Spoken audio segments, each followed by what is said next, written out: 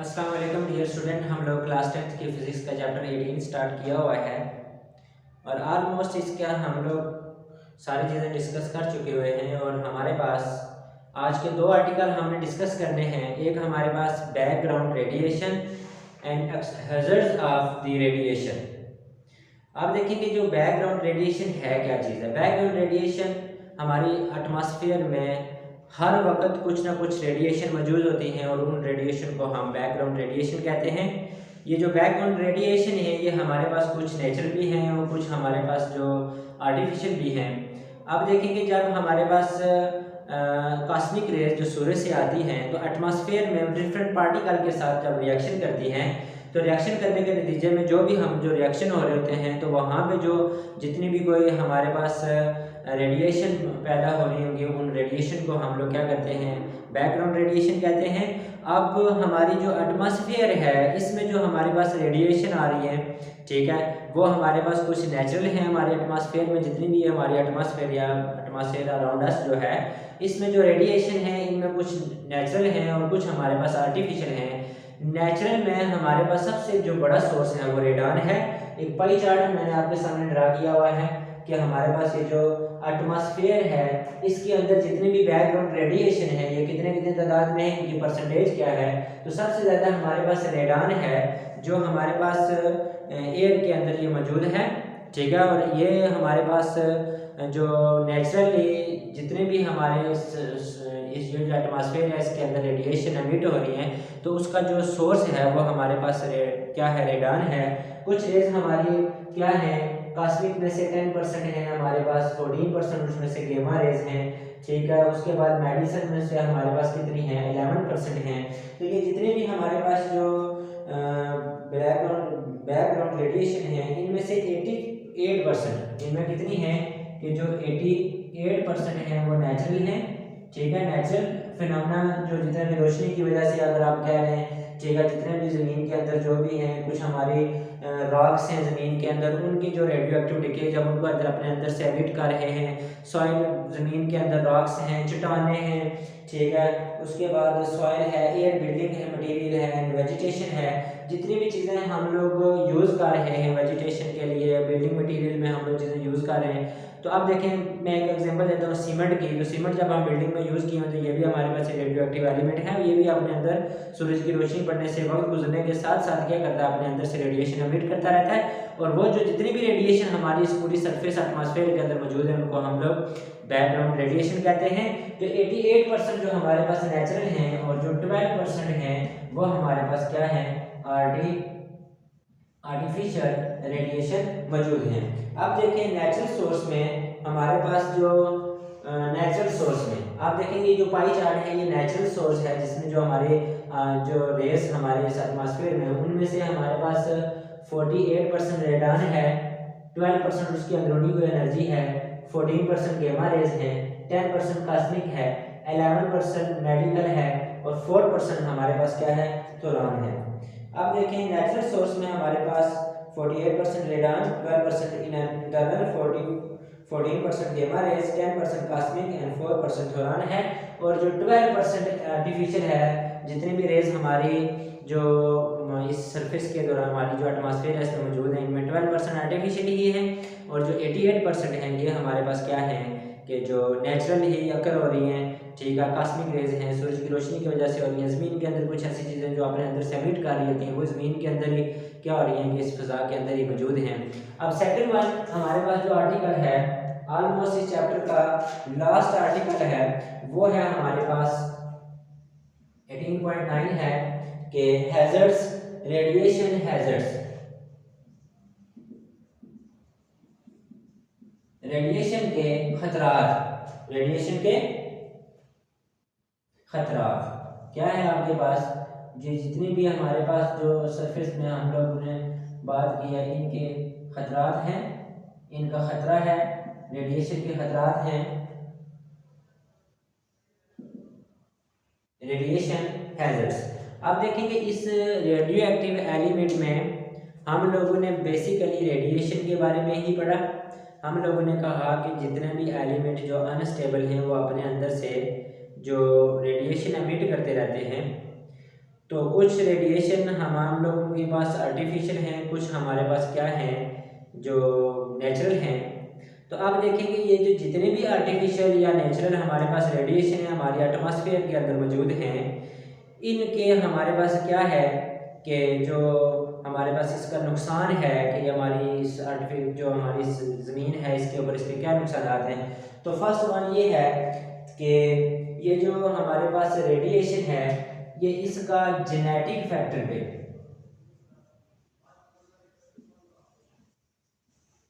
ठीक है, जितने भी हमारे जो इस हमारे एटमॉस्फेयर के अंदर जब ये रेडिएशन बढ़ेंगी तो इसमें ये क्या होगा कि इसने जो जेनेटिक तब्दीलियां कर देनी हैं, जेनेटिक तब्दीलियां क्रोमोसोम्स की म्यूटेशन की वजह से हमारे बॉडी के अंदर क्या होगी कि जो तब्दीलियां होंगी इन रेडिएशन की वजह से, तो बेशुमार जो इसमें फ़र्क प्रोड्यूस होगा, ठीक है। इसकी वजह से हमारी जो हो सकता है कि हमारी फिज़िकल में कुछ प्रॉब्लम हो, हमारे इंटरनल ऑर्गन हैं उनमें कुछ प्रॉब्लम हो, हमारी साइज़ में फिज़िकल की वो हमने बात कर ली।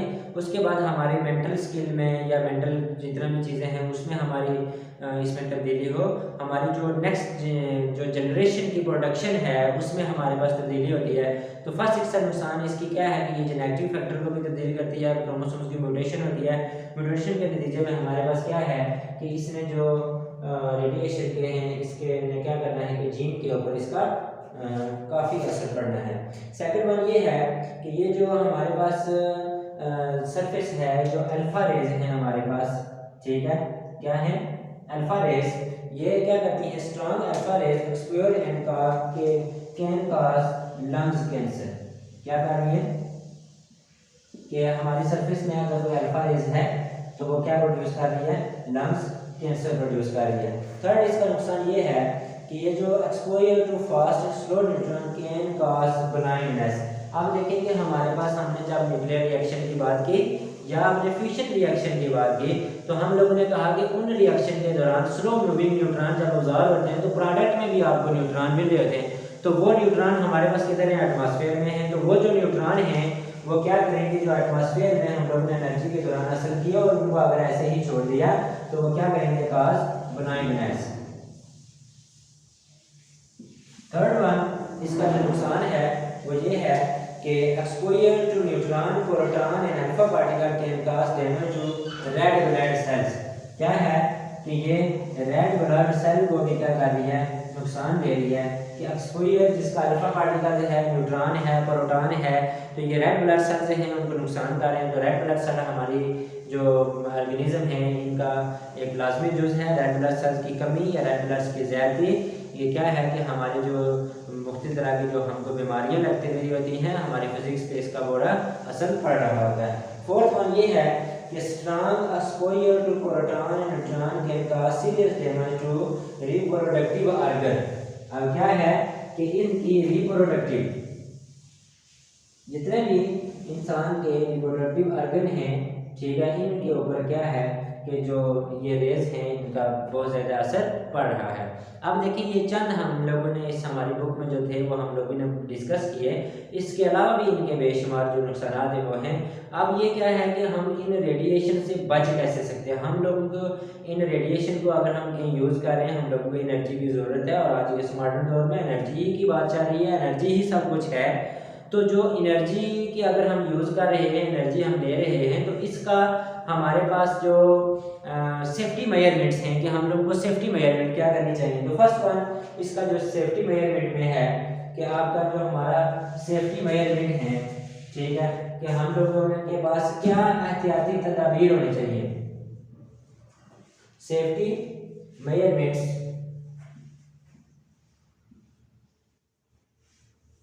अब देखें सेफ्टी मेजरमेंट में पहली बात उन्होंने ये किया, radio isotope should be transferred in thick wall lead container and kept in a room with thick wall of the lead. अब देखें कि ये जो जितने भी हमारे पास क्या हैं कि जो हम लोग रिएक्शन कर रहे हैं तो उस रिएक्शन के बाहर हमारे पास लेड की बनी हुई वॉल होनी चाहिए। लेड हमारे पास की ये प्रॉपर्टी होती है कि जो स्लो मूविंग न्यूट्रॉन के जितने भी हमारे पास जो रेडिएशन अब्जॉर्ब होकर बाहर होने जा रही है उसने अपने अंदर क्या करना है, उसको अब्जॉर्ब कर देना। Second one, radio isotope should be handled with help of a remote control device. कि हम लोगों ने क्या कहा कि जितने भी हमारे पास जो आइसोटोप्स हैं उनको हम लोगों ने क्या करना है, रिमोट कंट्रोल जो भी हमारे पास रिमोट कंट्रोल के जरिए हमने इसको क्या करना है, यूज करना है। थर्ड, इसकी safety method, worker should be asked to wear lead apron. ठीक है, अपरन जो हमारे पास उनका जो सूट होने चाहिए, जो बॉडी सूट है वो लेड के बने होने चाहिए। लेड की वजह से जो लेड है वो उसके अंदर से रेडिएशन नहीं गुजरेंगे और इंसान की जो बॉडी है वो क्या होगी, मुतासर नहीं होगी। फोर्थ वन, इसका सेफ्टी मेजर ये है, radio active contamination of the working area should be avoided at all cost. ठीक है, कि जो contamination of the working area है वो अवॉइडेड होनी चाहिए हर कास्ट पे। Nuclear explosion should be carried out far away from the public area. जितना भी उसका एक्सपोजर है कि अगर हम कोई चीज़ बना रहे हैं तो उसकी जो वेस्ट चीज़ें उसके अंदर से निकल रही हैं तो उनको हम लोगों ने क्या करना है कि वो जो पॉपुलेटेड एरिया है वहाँ से गुजार के किसी ऐसी जगह पे रखना है, यहाँ पे उनको बडियट कर देना है कि वो उसमें से मज़ीद जो इसकी रेडिएशन है वो अमिट ना हो, और अगर अमिट हो भी रही हूँ तो वहाँ करीब कोई आबादी नहीं होनी चाहिए ताकि उनका उसके ऊपर कोई असर ना हो।